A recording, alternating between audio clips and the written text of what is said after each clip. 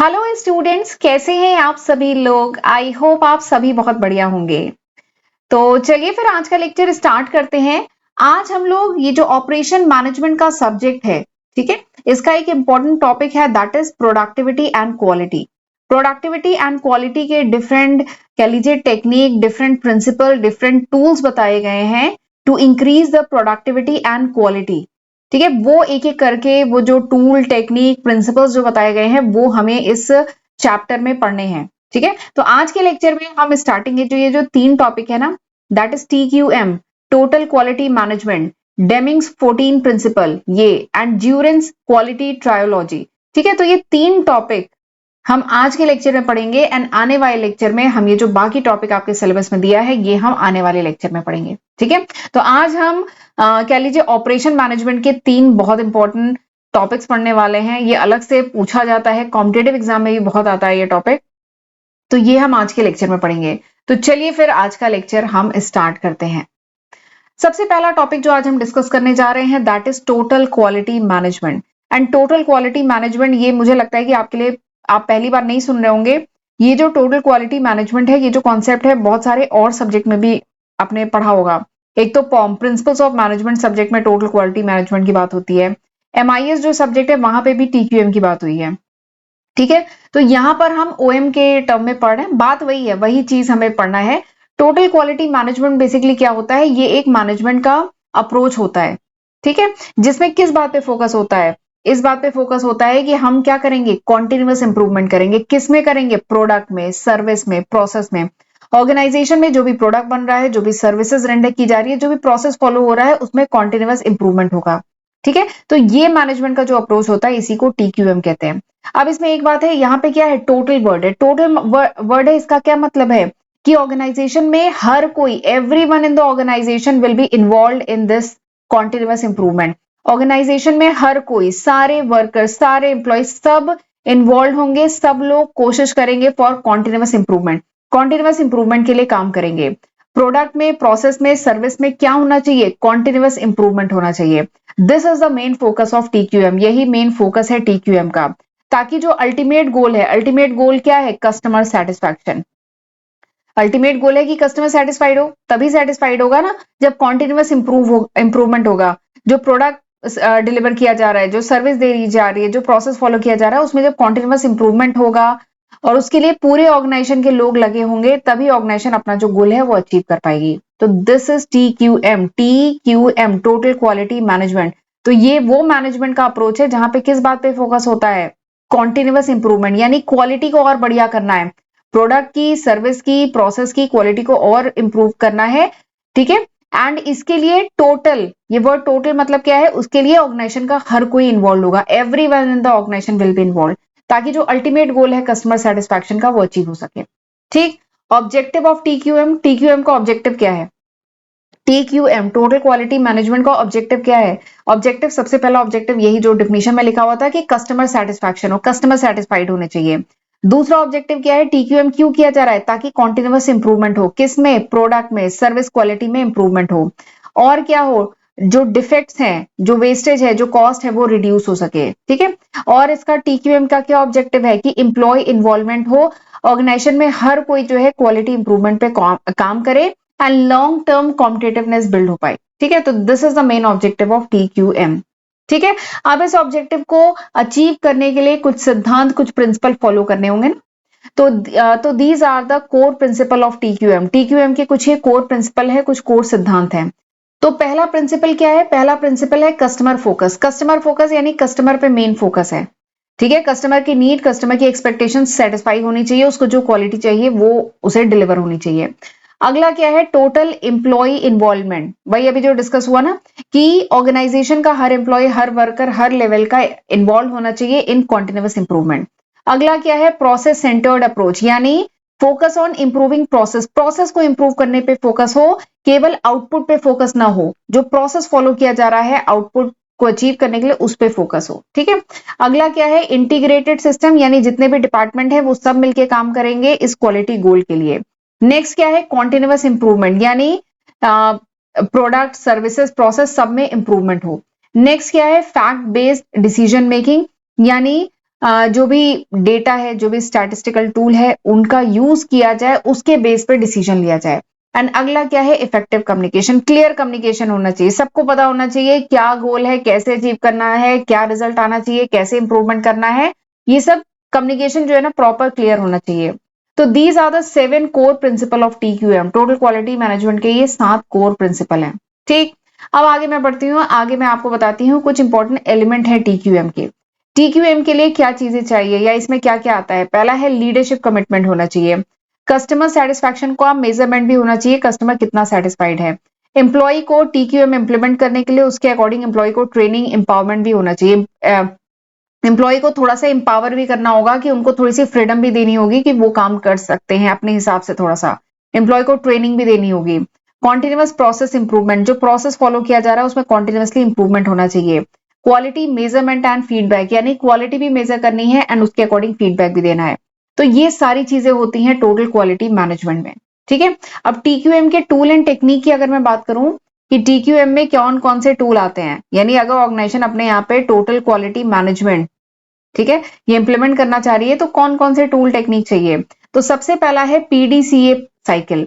PDCA even ये जो जितने भी है ना, 6 सिग्मा हुआ, क्वालिटी सर्किल हुआ, 7 क्वालिटी कंट्रोल टूल हुआ एंड PDCA। यहाँ पे मैं केवल नाम बता रही हूं, क्यों, क्योंकि आप ये देखिए यहाँ पे मैं अलग से आपको ये देखिए PDCA, quality circle, 6 sigma and ये 7 क्वालिटी सर्किल टूल, ये आपको अलग से डिटेल में मैं यहाँ पे पढ़ाऊंगी। ठीक है, बस यहाँ पे ये जान लीजिए जो कुछ टूल चाहिए TQM के लिए, टोटल क्वालिटी मैनेजमेंट के लिए जो टूल टेक्निक चाहिए वो ये है, PDCA, 7 quality circle tool and quality circle, quality control tool, quality circle and 6 sigma. तो ये कुछ टूल है जिनसे TQM इंप्लीमेंट किया जा सकता है, TQM के लिए ये टूल यूज किए जाते हैं।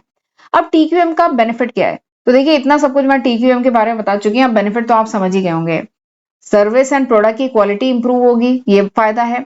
कस्टमर सेटिस्फाई होगा, बढ़िया रहेगा, कॉस्ट कम लगेगी, ठीक है, वेस्टेज कम होगी, एम्प्लॉय मोरेल बढ़ेगा, टीम वर्क बढ़ेगा एंड मार्केट में स्ट्रॉन्ग मार्केट रेपुटेशन होगी। ठीक है, तो ये सब इसके बेनिफिट है।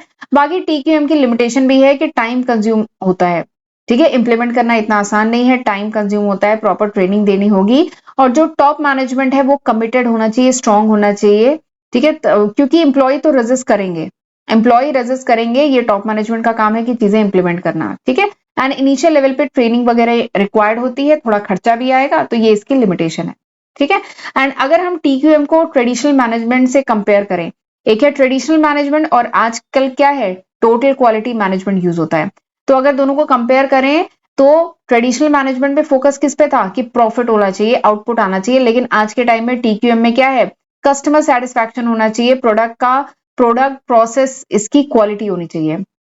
दूसरा क्या है, रिस्पॉन्सिबिलिटी। ठीक है, ट्रेडिशनल मैनेजमेंट में क्या होता है, क्वालिटी डिपार्टमेंट जो होता है, रिस्पॉन्सिबिलिटी किसकी होती है, ट्रेडिशनल मैनेजमेंट में जिम्मेदारी किसकी थी, क्वालिटी डिपार्टमेंट की जिम्मेदारी है, लेकिन TQM में सबकी जिम्मेदारी है, सारे लोग, एवरीवन इज इन्वॉल्व, इसीलिए इसका नाम क्या है, टोटल, एवरीवन इज इन्वॉल्व। अगला जो डिफरेंस है that is improvement. Traditional management में इंप्रूवमेंट, अकेजनली इंप्रूवमेंट पे ध्यान देते थे कि प्रोसेस को और इंप्रूव किया जाए, प्रोडक्ट को इंप्रूव किया जाए, लेकिन यहाँ पे कॉन्टिन्यूअस इंप्रूवमेंट पे फोकस होता है। डिसीजन मेकिंग, यहाँ पे इंट्यूशन के बेसिस पे डिसीजन लिया जाता था, यहाँ पे फैक्ट फिगर डेटा के बेसिस पे डिसीजन लिया जाता है। तो ये कुछ डिफरेंस है between TQM and traditional management. ठीक है, ये बड़ा इंपॉर्टेंट टॉपिक है TQM, आप कई जगह इस टॉपिक को पढ़ते हैं। ठीक है, चलिए अगला टॉपिक देखते हैं।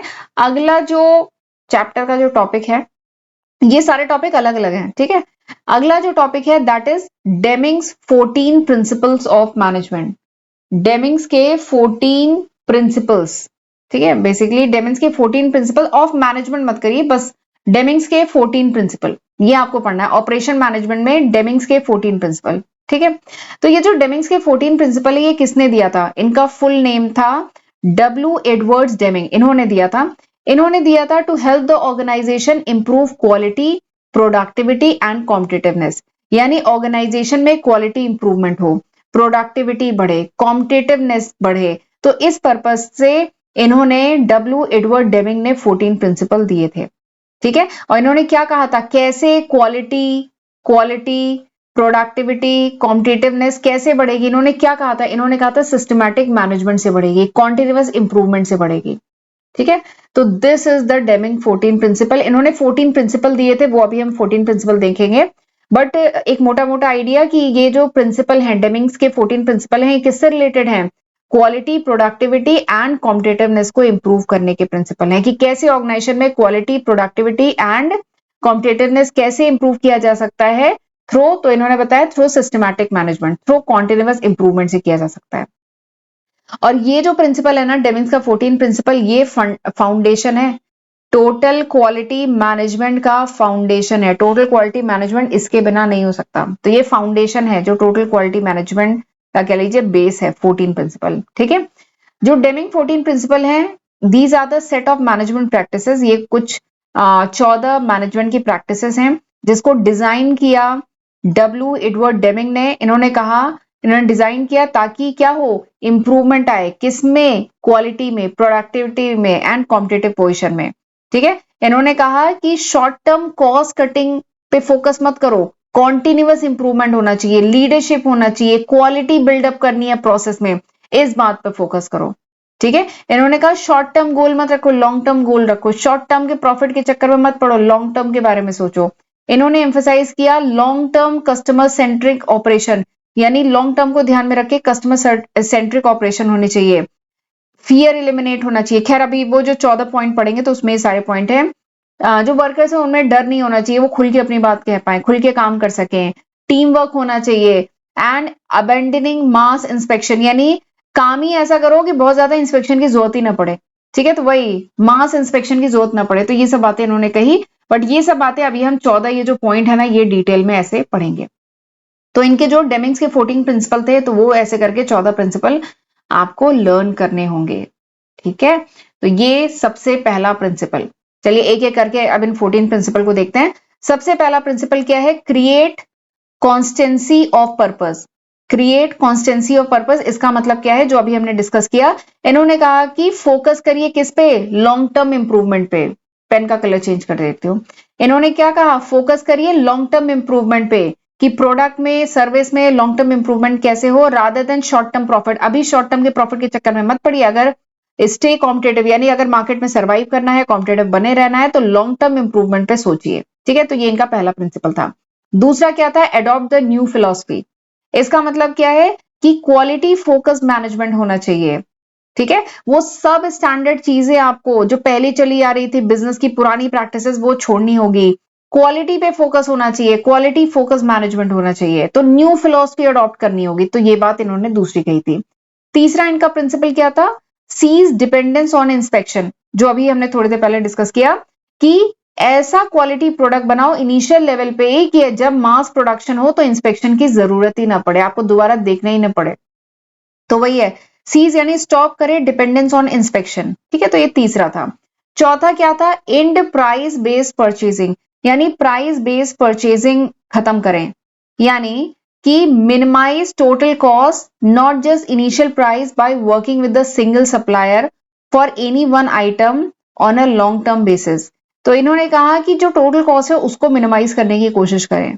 ठीक है, तो इसके लिए जो इनिशियल प्राइसेस, जो सप्लायर है जिससे हम रॉ मटेरियल खरीद रहे हैं, कच्चा माल खरीद रहे हैं, तो जनरली सप्लायर से कोशिश करें कि लॉन्ग टर्म बेसिस पे उसी से रिलेशन बनाए, प्रोडक्ट उसी से लें, ताकि हमें थोड़ा सा इनिशियल प्राइस जो है ना वही कम पड़े, ताकि हमें टोटल कॉस्ट कम पड़े। तो एंड प्राइस बेस्ड परचेजिंग मतलब इन्होंने कहा। ठीक है, तो थोड़ा टोटल कॉस्ट मिनिमाइज करने पे फोकस करें, उसके लिए सप्लायर से अच्छे टर्म वगैरह बना के रखें, लॉन्ग टर्म के लिए वही सप्लायर रखें। ठीक है, अगला जो इन्होंने पांचवा प्रिंसिपल दिया, वो इंप्रूव कॉन्स्टेंटली एंड फॉरएवर, यानी इन्होंने कहा कॉन्टिन्यूअसली इंप्रूवमेंट होना चाहिए हर एक प्रोसेस में, प्लानिंग में, प्रोडक्शन में, सर्विस में कॉन्टिन्यूअस इंप्रूवमेंट होना चाहिए। ठीक है, to improve quality and productivity. अगला जो इनका प्रिंसिपल था, that is institute on the job training. Institute on the job training, इसका मतलब क्या है?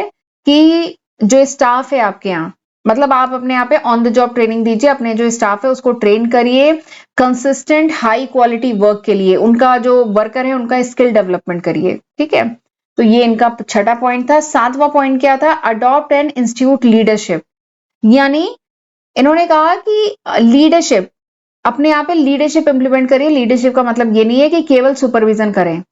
ठीक है, shift supervision from merely checking, यानी केवल सुपरविजन कर रहे हैं, केवल चेक कर रहे हैं, ये ना रखें।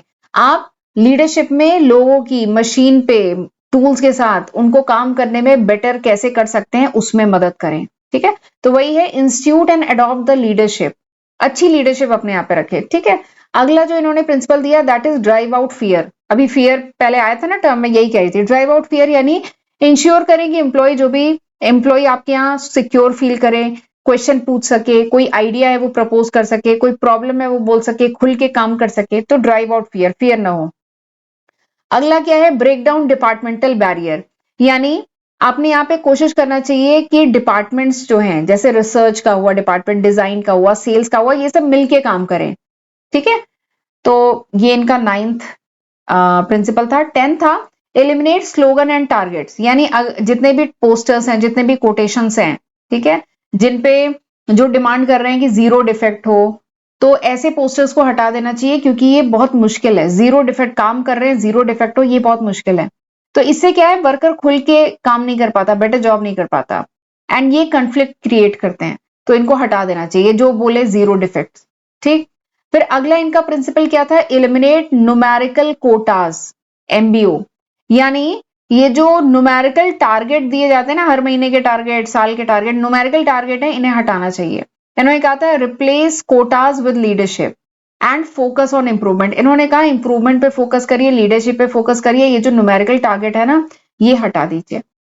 अगला प्रिंसिपल इन्होंने कहा कि remove barriers to pride of workmanship, यानी इन्होंने कहा कि इलिमिनेट एनुअल रेटिंग। ये जो देखिए क्या लिखा है, remove barrier to pride of workmanship, यानी जो वर्कर काम करे ना, वो अपनी वर्कमैनशिप पे प्राउड फील करे, ऐसा करिए। ठीक है, ये जो एनुअल रेटिंग का सिस्टम है, मेरिट का सिस्टम है, ठीक है, या जो पुअर टूल्स, खराब टूल्स यूज किए जा रहे हैं, इन सबको हटाना चाहिए, एलिमिनेट करना चाहिए, क्योंकि इससे जो है वर्कर मतलब डिप्राइव्ड होता है और वो अपने काम पे प्राउड नहीं फील करता है। तो उसमें प्राउड आना चाहिए अपनी वर्कमैनशिप पे, तो इसके लिए इन चीजों को हटाना होगा। तो ये इनका 12वां पॉइंट था। 13वां प्रिंसिपल इनका था institute education and self improvement, यानी इंकरेज करना चाहिए कॉन्टिन्यूअस लर्निंग, कि ऑर्गेनाइजेशन को अपने यहाँ पे continuous learning, education for everyone, इस पे ज्यादा फोकस होना चाहिए। केवल मैनेजमेंट नहीं करना चाहिए, सबको, सबका स्किल डेवलपमेंट होना चाहिए, एजुकेशन देना चाहिए। और 14th इनका प्रिंसिपल क्या था, put everyone to work on transformation, यानी ट्रांसफॉर्मेशन की जिम्मेदारी सबकी है, क्वालिटी इंप्रूवमेंट की जिम्मेदारी सबकी है, it's everyone responsibility, and for this utilise everyone skill, यानी सबके स्किल को यूज करो, क्योंकि ये सबकी जिम्मेदारी है ट्रांसफॉर्मेशन की। ठीक है, तो दीज आर द 14 डेमिन्स प्रिंसिपल, ये 14 डेमिन्स के प्रिंसिपल थे। अब मैं इसकी इंपॉर्टेंस की बात करूं, ठीक है, तो दीज आर द 14 डेमिन्स प्रिंसिपल। आपको 14, चलिए एग्जाम में 14 नहीं बट कम से कम 10 तो याद होने चाहिए। ठीक है, वैसे 14 भी याद हो जाएंगे, तो ये थोड़ा सा 14 प्रिंसिपल है। ठीक है, आगे बढ़ते हैं, अब बात करते हैं इंपॉर्टेंस। ये जो डेमिन्स प्रिंसिपल है, इसकी इंपॉर्टेंस क्या है, तो मैंने बताया ना, सबसे पहले this is the foundation of TQM, total quality management का फाउंडेशन है ये। टोटल क्वालिटी मैनेजमेंट अगर इंप्लीमेंट करना है तो बेस यही है। अगला इसके इंपॉर्टेंस क्या है, ये एम्फेसाइज करती है मैनेजमेंट की रिस्पॉन्सिबिलिटी को, ये एम्फेसाइज करता है प्रोसेस इंप्रूवमेंट को, कि प्रोसेस में इंप्रूवमेंट होना चाहिए, पूरे एम्प्लॉय का इन्वॉल्वमेंट होना चाहिए, एंड तभी ऑर्गेनाइजेशन को लॉन्ग टर्म सक्सेस मिलेगी। ठीक है, तो दीज आर द डेमिन्स 14 प्रिंसिपल। इस तरीके से डायग्राम के फॉर्म में भी आप लिख सकते हैं। मेन जो पॉइंट है ना, ये भी याद कर लो तो काफी है, एक्सप्लेन तो आप कर लेंगे। आगे बढ़ते हैं, अब हमें अगला जो टॉपिक पढ़ना है, ये सब अलग अलग टॉपिक है, टोटल 11 टॉपिक है इस चैप्टर में जो हमें पढ़ने हैं। तीसरा जो टॉपिक अब हम पढ़ने जा रहे हैं दैट इज ज्यूरेंस क्वालिटी ट्रायोलॉजी। ये भी बड़ा इंटरेस्टिंग है, ज्यूरेंस क्वालिटी ट्रायोलॉजी। तो सबसे पहले इसे किसने प्रपोज किया था, जोसेफ एम ज्यूरेन ने इसे प्रपोज किया था। ये पायनियर थे, यानी ये पहले थे मॉडर्न क्वालिटी मैनेजमेंट की फील्ड में, इन्होंने बहुत काम किया था, एंड ये पहले थे जिन्होंने इस फील्ड में काम किया था। इन्होंने क्या कहा, ये जो ज्यूरेंस क्वालिटी ट्रायोलॉजी है, ये बेसिकली एक्सप्लेन करती है क्वालिटी मैनेजमेंट। ये क्या, इसमें इन्होंने क्या कहा, इसमें इन्होंने कहा कि quality management consist of 3 inter related process. Quality management में 3 इंटर रिलेटेड प्रोसेस होते हैं। पहला क्वालिटी प्लानिंग, दूसरा क्वालिटी कंट्रोल, तीसरा क्वालिटी इंप्रूवमेंट। ठीक है, तो ये बात इन्होंने कही थी। एक बार मैं फिर से बता रही हूं, सबसे पहले तो ये ज्यूरेन क्वालिटी ट्रायोलॉजी किसने दी थी, जोसेफ एम ज्यूरेन ने दी थी। ये पहले थे जिन्होंने क्वालिटी मैनेजमेंट की फील्ड में काम किया। इन्होंने क्या कहा कि क्वालिटी मैनेजमेंट में, ठीक है, 3 इंटर रिलेटेड प्रोसेस हैं। तभी वो ये टर्म है ट्रायोलॉजी। ट्रायोलॉजी मतलब तीन, ठीक है। तो तीन देखिए ये जो ट्रायोलॉजी है दो वर्ड से मिलकर बना है, एक ट्राई एक आइडियोलॉजी। तो इन्होंने कहा कि क्वालिटी मैनेजमेंट में तीन आइडियोलॉजी या तीन इंटररिलेटेड चीजें हैं। कौन कौन सी? एक है क्वालिटी प्लानिंग, एक है क्वालिटी कंट्रोल, एक है क्वालिटी इंप्रूवमेंट। तो ये तीन चीजें इंटररिलेटेड प्रोसेस है किसमें? क्वालिटी मैनेजमेंट में, ठीक है। तो ये है जुरेंस का क्वालिटी ट्रायोलॉजी। अब ये क्या क्या होता है ये हम डिस्कस करते हैं, बट इसके साथ ही आपने पॉम पढ़ा था ना, प्रिंसिपल्स ऑफ मैनेजमेंट, वहां पे प्लानिंग पढ़ा था, कंट्रोलिंग पढ़ा था, बस वो याद रखिएगा, वही कॉन्सेप्ट लगेगा यहाँ पे। देखिए क्वालिटी प्लानिंग क्या है? क्वालिटी प्लानिंग, ठीक है, तीन चीजें हैं, एक क्वालिटी प्लानिंग, एक क्वालिटी कंट्रोल, एक क्वालिटी इंप्रूवमेंट, ठीक। पहले बात करते हैं क्वालिटी प्लानिंग की। तो क्वालिटी प्लानिंग में किस पे फोकस होता है? क्वालिटी प्लानिंग में किस पे फोकस होता है? Designing the product and process that meet customer need, ठीक है। क्वालिटी प्लानिंग मतलब क्या है? क्वालिटी प्लानिंग पे इस बात पे फोकस होता है कि जो भी प्रोडक्ट है, जो भी प्रोसेस है, उसकी डिजाइनिंग इस तरीके से होनी चाहिए कि कस्टमर की जो नीड है, वांट है, वो सब सेटिस्फाई हो। ये क्वालिटी प्लानिंग है। पहले से क्वालिटी के रिगार्डिंग प्लानिंग करनी है, क्वालिटी प्लानिंग है, ठीक है।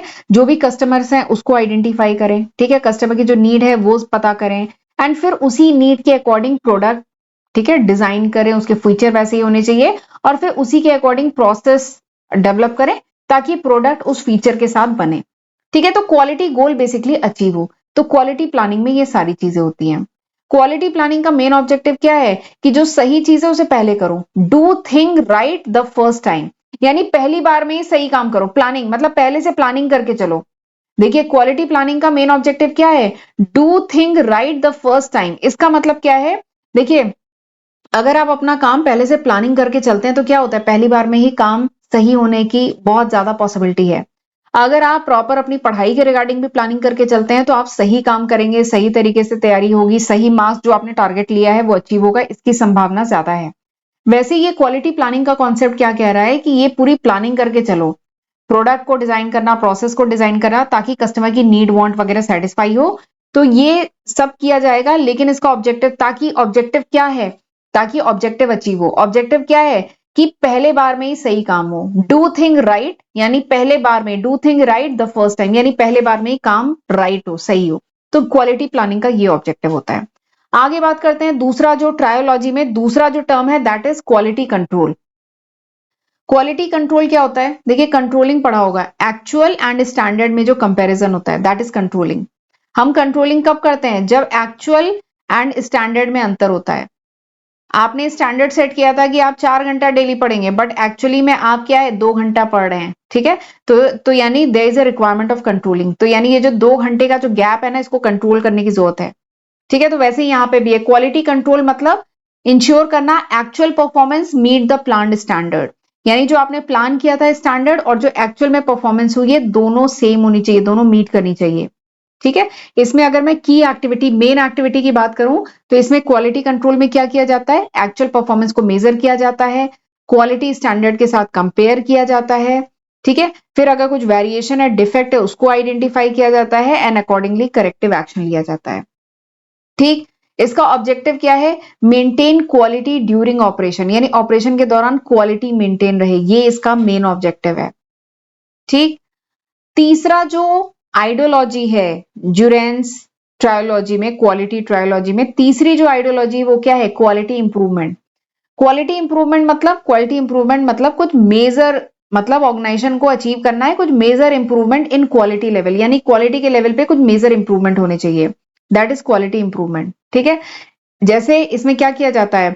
मेजर क्वालिटी में क्या प्रॉब्लम है वो आइडेंटिफाई करें, फिर उसका मेन रूट कॉज क्या है, मेन रूट कॉज कारण क्या है वो पता करें, एंड उसका सॉल्यूशन फाइंड आउट करें, एंड फिर स्टैंडर्डाइज करें, उस इंप्रूव प्रोसेस को स्टैंडर्डाइज किया जाए। तो इससे क्या होगा? क्वालिटी इंप्रूवमेंट होगा, ठीक है। एक मेजर क्वालिटी इंप्रूवमेंट करना, ये एम है इस स्टेप का, क्वालिटी इंप्रूवमेंट का, ठीक है।